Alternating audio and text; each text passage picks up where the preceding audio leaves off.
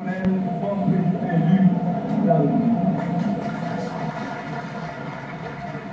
moment de prêter serment devant l'Assemblée nationale, le père Aristide sait qu'il ne sera pas aisé de veiller au premier pas de la jeune démocratie de ce pays ravagé par des décennies de dictature et de misère.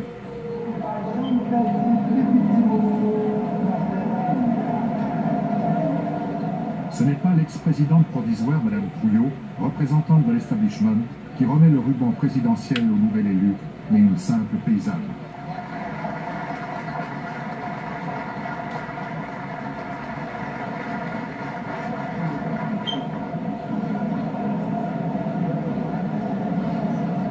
Et les premiers à le féliciter, ce sont des enfants de rue, recueillis par le père Aristide dans son institution, la famille, c'est la vie.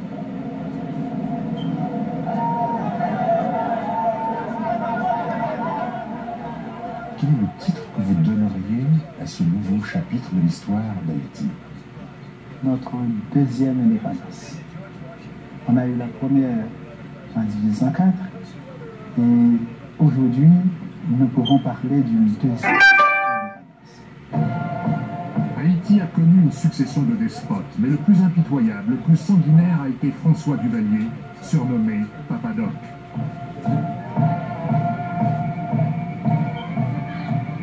Il peut se targuer d'avoir été le fondateur des trop célèbres tontons Macoutes. Grâce à eux, il a éliminé tous ses opposants et tous ceux qui auraient pu le devenir un jour. Il s'est déclaré lui-même président à vie et avant de mourir, il a désigné son successeur, son fils, Baby Doc.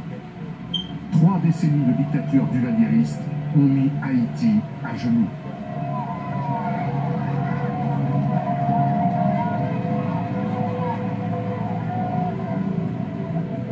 En public, le tyran savait jouer au bon papa. À chaque visite de chantier, il distribuait aux ouvriers des billets fraîchement imprimés.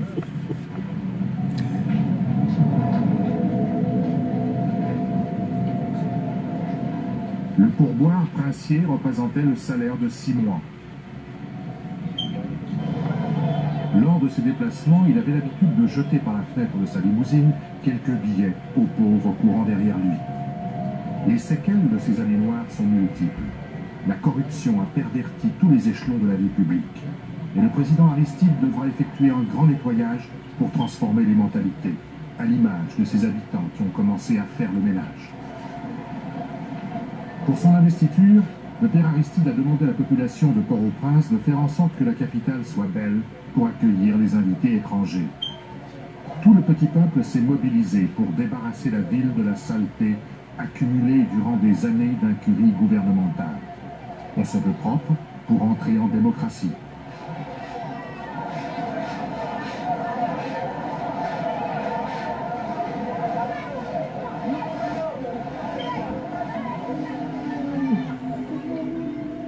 Depuis des années, des paysans sans terre, affamés, viennent tenter leur dernière chance dans la capitale. Ils se concentrent par milliers dans de sordides bidonvilles édifiés sur une vaste gadoue. C'est l'image de la détresse absolue.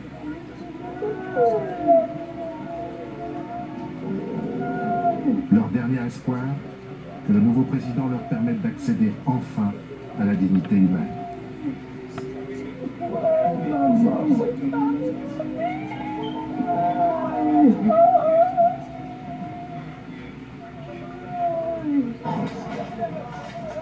Avec une énergie retrouvée, les Port-au-Prinçiens tracent, astiquent, balayent leur ville pour le grand jour qui doit marquer le début d'une ère nouvelle.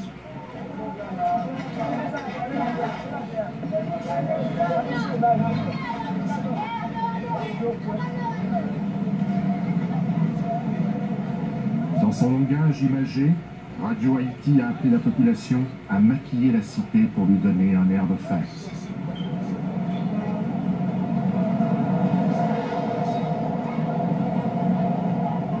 L'organisation de soutien au père Aristide porte le nom de l'Avalas, c'est-à-dire l'avalanche, le raz-de-marée. Cette organisation est présente dans chaque quartier et c'est elle qui supervise le grand nettoyage.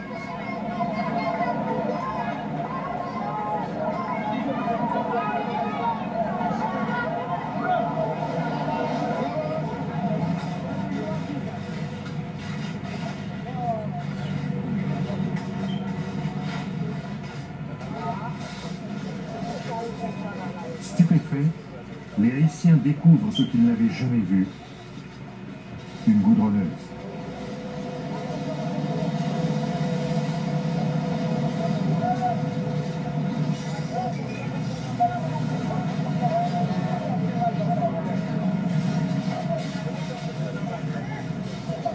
Des rumeurs alarmistes maintiennent la crainte d'un nouveau coup d'État.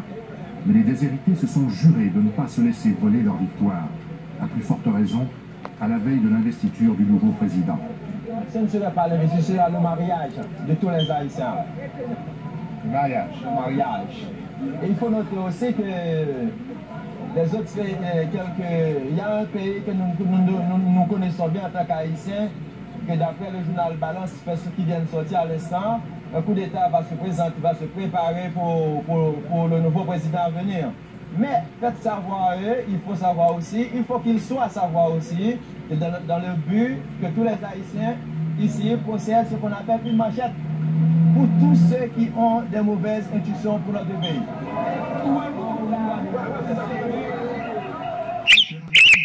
À 8 tentatives d'assassinat. Malgré tous les complots, personne n'aura pu l'empêcher de faire son entrée au Palais national en habit de président.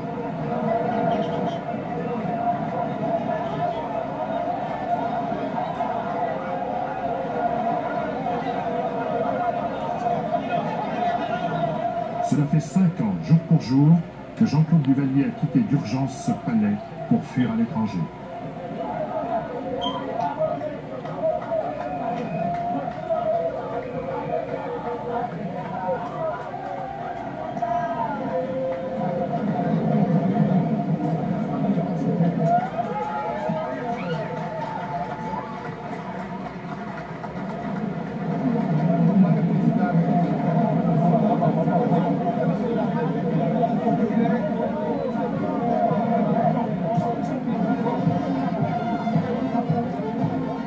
Le nouveau président veut réconcilier le peuple et l'armée. Il a même parlé de mariage. Comme cadeau de noces, il a demandé la mise à la retraite de 6 généraux sur 8, des officiers trop compromis avec les duvalieristes. Le président Aristide est accompagné ici par le général Hérat Abraham, commandant de cette armée de 7000 hommes qui s'est engagé à respecter la règle démocratique.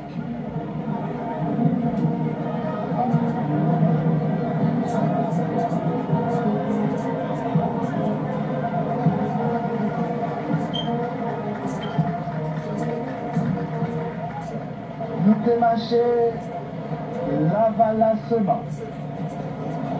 Nous river l'avalassement. Nous continuer à organiser l'avalassement.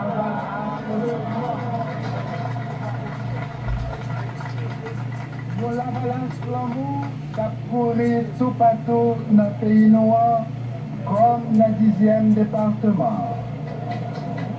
C'est dans la balance comme ça, comme à nager. C'est pour ça que nous ne pouvons pas empêcher de faire une déclaration d'amour. Seul, mon mère, frère, mon mère, nous ne pouvons pas empêcher de dire, redire, 77 fois 7 fois. D'amour. Vous connaissez, nous fous pour moi.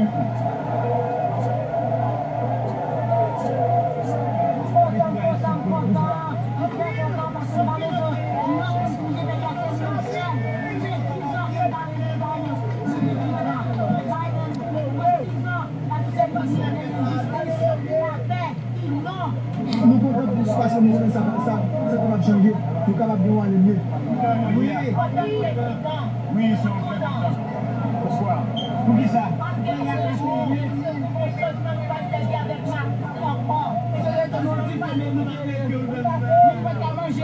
il va du travail, nous attendons des petits.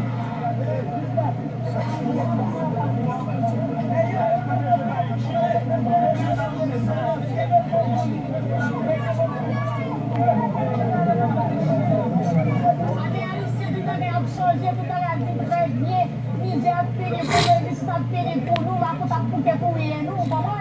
Ici, la apprêté tout à régler, nous apporter pour nous dans la rue, nous avons président pour diriger, nous n'avons pas de notre monde encore. Ici, nous apporter pour 5 ans, pour tout le temps avec nous, parce que nous aimons, nous président qui est douce pour nous. Et puis, son président malheureux, il est conforme, c'est pour nous, les temps pour nous choisir, et ça fait nous les mêmes mots. Nous sommes couchés dans la cabane, nous sommes levés campés, nous sommes la rue, est-ce que nous sommes la rue pour continuer à la mer à battre avec nous? Est-ce que la mer est avec nous? Oui! Et si nous avons un de mélange que vous pouvez accès pour nous dire,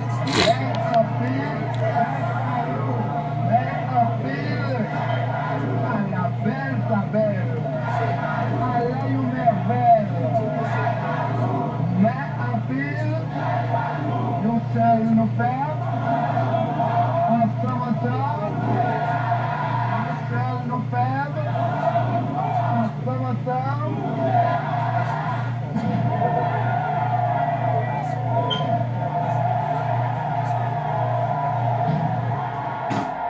La foule en délire acclame celui qu'elle considère comme son messie. Le peuple joue un rôle messianique, mais pas moi. Je ne suis qu'un homme dans un peuple messianique. Le peuple se sauve à travers son action comme sujet historique. Je ne peux pas sauver le peuple. Et c'est ce discernement, à la fois psychologique, politique, qui doit m'aider à participer dans cette lutte collective pour le salut du peuple. Une équipe de temps présent a rencontré le père Aristide il y a 4 ans déjà, quand il n'était encore qu'un prêtre salésien dans la paroisse d'un quartier populaire de Port-au-Prince.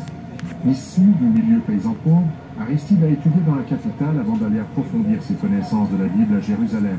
Puis, ordonné prêtre en Haïti, il se consacre entièrement à la cause des opprimés. Premier, jeune, bonjour. Famille rassemblée comme chaque dimanche au nom papa, à petit là,